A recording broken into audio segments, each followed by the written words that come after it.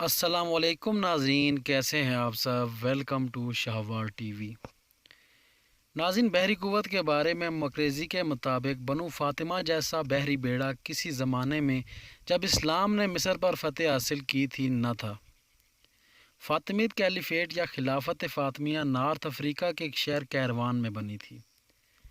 اس خلافت کے فاؤنڈر عبید اللہ مہدی تھے اور مہدی ان کا لقب ہے۔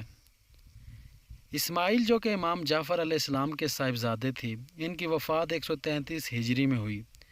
اپنی شناخت کو چھپانے کی غرض سے ابن خلدون کے مطابق اسماعیل کے بیٹے یعنی محمد بن اسماعیل کا نام محمد مکتوم پڑ گیا۔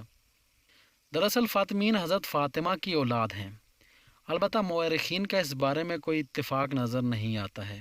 محض ابن خلدون اور مقریزی اس بارے میں متفق نظر آتے ہیں۔ مشرق میں بھی دعوت اسماعیلیہ کامیاب نہ ہو سکی۔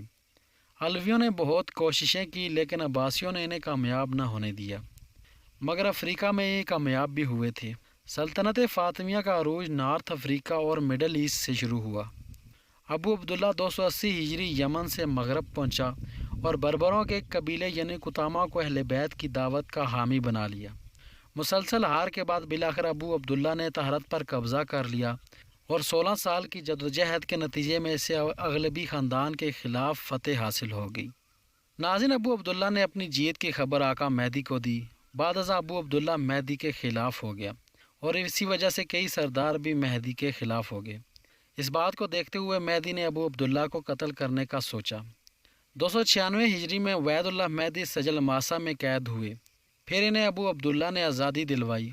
ناظرین، عبید اللہ مہدی نے اپنے دور میں مذہبی آزادی کا اعلان کر دیا تھا۔ اغلبی علاقوں کو فتح کرتے ہوئے فاطمین نے سکیلا پر بھی قبضہ کر لیا۔ بہرحال مہدی نے 25 سال تک حکومت کی اور پھر 322 ہجری میں وفات پائی۔ عبید اللہ مہدی کے انتقال کے بعد اس کا بیٹا ابو القاسم امام بن گیا۔ اپنے والد کی موت کے دکھ میں وہ محض 2 دفعہ اپنے محل سے باہر نکلے۔ ابو القاسم کے دور حکومت میں فاطمین نے رومی علاقوں پر حملے بھی کیے۔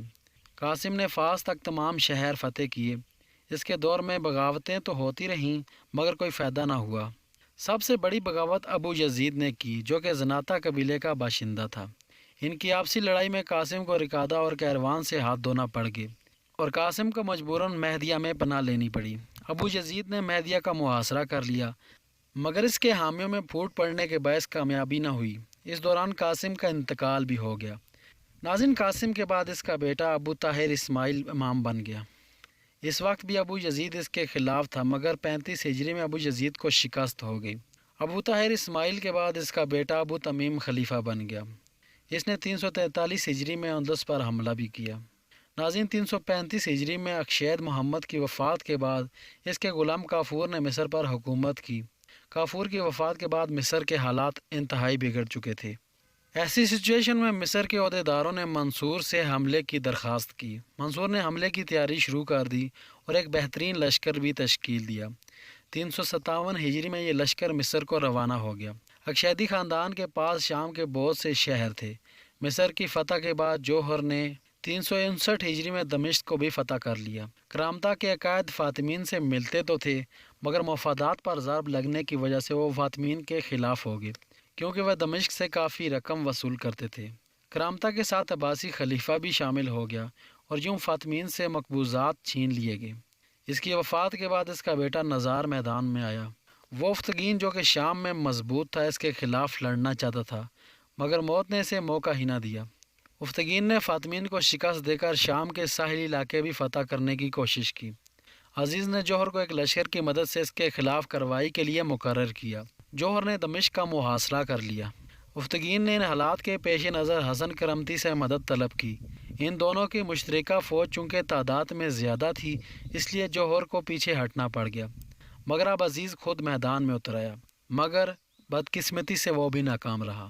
عزیز افتگین سے صلح کرنا چاہتا تھا مگر حسن کرمتی نے اسے منع کر دیا تھا۔ عزیز نے پھر ان کی فوجوں پر حملہ کیا اور وہ کمزور پڑ گئے اور افتگین کو گرفتار کر لیا گیا لیکن اس کے ساتھ اچھا سلوک کیا گیا۔ ناظرین، عزیز کا ترکوں کو فوج میں شامل کرنا مہنگا پڑ گیا اور یوں فاطمی حکومت کمزور ہوتی چلی گئی۔ عزیز کے بعد اس کا بیٹا ابو الحسین خلیفہ بن گیا۔ اس کی عمر محض 11 سال 5 ماہ تھی۔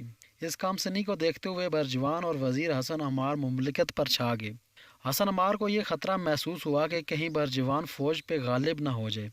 اس کے چلتے حسن عمار نے برجوان کے اختیارات کو ختم ہی کر دیا۔ برجوان نے شام کے ترک والیوں کے ساتھ مل کر ایک ماسٹر پلان بنایا اور قطامی فوجوں کو شکست دیتے ہوئے حسن عمار کو بھی قتل کرا دیا۔ برجوان نے دیگر قطامی والیوں کو نکال دیا۔ اس نے مصر اور افریقہ کے معاملات کی طرف توجہ دی اور بعد میں اس کا اقتدار کافی بڑھ گیا۔ وہ حاکم سے بھی بدسلوکی کرنے لگا۔ اس کے چلتے حاکم نے برجوان کو بھی قتل کرا دیا۔ لیکن اس حاکم کی حکومت بھی کیا عجیب تھی۔ راتوں کو دربار لگانا اور لوگوں کو حکم دیا کہ راتوں کو دکانیں کھولو، رات کو ہی کاروبار کرو۔ غز کے رات دن میں بدل دی۔ 393 ہجری میں حاکم نے بعض سبزیوں کی خرید و فروخت پر بھی پابندی لگا دی اور خلاف ورزی پر سزا بھی مقرر کر دی۔ اسی طرح سے بعض مچھلیوں پر بھی پابندی لگا دی گئی اور کئی عجیب و غریب قانون بن گئے۔ دریائے نیل میں پانی کی کمی کی وجہ سے مصر کو قحط کا سامنا ہوا۔ ناظرین، یہ حاکم اپنے وزیروں، قاضیوں وغیرہ کو قتل کرنے کا بہت شوقین تھا۔ آخر زمانے میں اس حاکم پر جنون کا دورہ پڑ گیا کہ سب اس کی عبادت کیا کریں۔ حاکم کی ان حرکات کی وجہ سے مصری اس سے نفرت کرنا شروع ہو گئے۔ البتہ بعد میں یہ حاکم کہیں غائب ہی ہو گیا تھا۔ اس کے بعد اس کا بیٹا 411 ہجری میں امام بنا جس کا نام ظاہر تھا۔ اس کے دور حکومت میں عبد الرحیم نے بغاوت کی، البتہ اسے گرفتار کرنے کے بعد قید کر دیا گیا۔ 427 ہجری میں ظاہر کا انتقال ہوا تھا۔ ظاہر کی موت کے بعد اس کا کم سن بیٹا مستنصر 427 ہجری میں امام بن گیا۔ اس کے عہد میں شام اور بلاد وغیرہ سے فاطمی حکومت کمزور ہوتی چلی گئی۔ ناظرین، اس کے دور حکومت میں ناصر خسرو نے مصر کا دورہ کیا تھا۔ 453 ہجری میں ترکوں اور حبشیوں میں جنگ چھڑ گئی اور اس کے نتیجے میں حبشیوں کی کمر ٹوٹ گئی۔ ناصر الدولہ نے، جو کہ ترک سالار تھا، مستنصر سے مطالبات کرنا شروع کر دیے اور جب سارا مال ناصر الدولہ خود کھانا شروع ہو گیا تو اس کے حمایتی اس کے خلاف ہونا شروع ہو گئے۔ مستنصر نے بالآخر ناصر الدولہ کو 463 ہجری میں شکست سے دوچار کیا۔ البتہ ان لڑائیوں کی وجہ سے ملکی حالات خراب ہو گئے۔ البتہ 463 ہجری میں ہی مستنصر کے ایک لشکر کو ناصر الدولہ کے ہاتھوں شکست ہوئی اور تمام مال غنیمت ناصر الدولہ کو مل گیا اور اس کے بعد وہ اور مضبوط ہو گیا۔ مصر میں جانے والا تمام غلہ بھی ناصر الدولہ نے روک دیا تھا۔ مصری فوجیوں کو تنخواہ ملنا بھی بند ہو گئی اور ملک میں ہزاروں لوگ قحط کے باعث مرنے لگے اور یوں مستنصر کو بالآخر ناصر الدولہ سے صلح کرنی پڑی اور مستنصر کا اقتدار ختم ہونے کو آ گیا۔ البتہ کچھ ہی عرصے کے بعد ناصر الدولہ قتل کر دیا گیا۔ مستنصر نے پھر بدر الجمالی، جو کہ شام کا والی تھا، اسے طلب کیا اور اس نے مصر کی حکومت اپنے ہاتھ میں لے لی اور امن و امان قائم کیا۔ اس کے بعد مستنصر کی وفات بھی ہو گئی۔ اس کی وفات کے بعد اس کے 21 سالہ بیٹے کو خلیفہ بنایا گیا۔ بعد ازاں عامر کو خلیفہ مقرر کیا گیا۔ اس کے دور حکومت میں صلیبیوں نے شام اور فلسطین میں مزید کامیابیاں حاصل کی تھیں۔ اسکلان کے علاوہ تمام علاقہ صلیبیوں کے پاس جاتا رہا۔ 510 ہجری میں صلیبیوں نے مصر پر حملہ کر دیا۔ افضل کو عامر نے 515 ہجری میں قتل کروایا تھا اور جواز یہ پیش کیا کہ عامر اہل سنت کے ساتھ بہت رعایت کرتا تھا۔ 524 ہجری میں عامر کو بھی قتل کر دیا گیا۔ اب عامر کا تو کوئی بیٹا تھا نہیں، اس لیے اس کے چچا زاد بھائی کو خلیفہ بنا دیا گیا، جس کا نام عبد المجید الحافظ تھا۔ المختصر حافظ کی موت 541 ہجری میں ہوئی۔ اس کے بعد حافظ کا بیٹا فائز خلیفہ بن گیا، جس کی عمر محض 16 سال تھی۔ 549 ہجری میں اسے بھی قتل کر دیا گیا۔ فائز کے بعد اس کا بیٹا ابو قاسم عیسیٰ کو امام بنایا گیا، جس کا انتقال 555 ہجری میں ہوا تھا۔ ناظرین، ابو قاسم کے انتقال کے بعد اس کے پوتے کو خلیفہ بنایا گیا اور یہ فاطمیوں کا آخری خلیفہ بھی تھا۔ اس کے عہد میں ہی صلاح الدین ایوبی کا مصر پر قبضہ ہو گیا اور 567 ہجری میں فاطمی سلطنت یا فاطمی خلافت ختم ہو گئی۔ ناظرین، فاطمین کے دور میں فوجوں کی ریجمنٹس تھی جو کہ کسی خلیفہ یا وزیر وغیرہ کے نام پر ہوتی تھی، جیسے کہ رومیہ، سوڈانیہ وغیرہ۔ ہر ریجمنٹ کا ایک افسر بھی ہوتا تھا۔ وزیر صاحب سے اعلیٰ عہدیدار ہوا کرتے تھے جو کبھی اہل سیف تو کبھی اہل علم سے ہوتے تھے۔ ناظرین، عبید اللہ مہدی نے مذہبی آزادی کا اعلان کیا تھا اور کہا تھا کہ کسی کو بھی اسماعیلیت کے لیے مجبور نہ کیا جائے۔ البتہ ہر حاکم کا اپنے دور میں اہل سنت کے ساتھ مختلف سلوک ہی رہا۔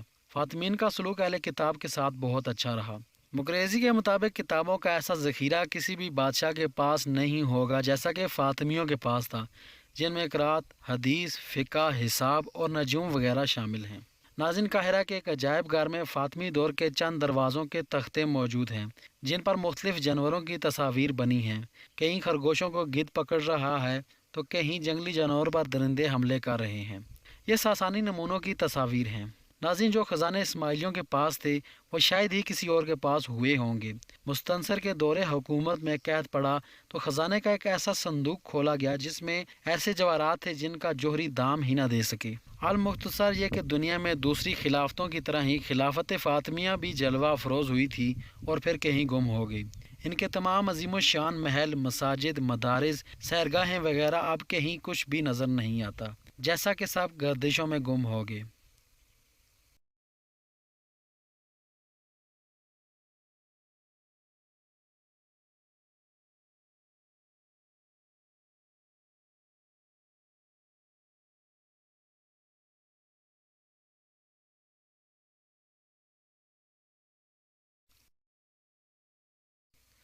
آج کی ویڈیو یہیں تک تھی۔ امید ہے ناظرین آپ کو یہ ویڈیو پسند آئی ہوگی۔ ایسی مزید ویڈیوز دیکھنے کے لیے ہمارا چینل سبسکرائب کریں۔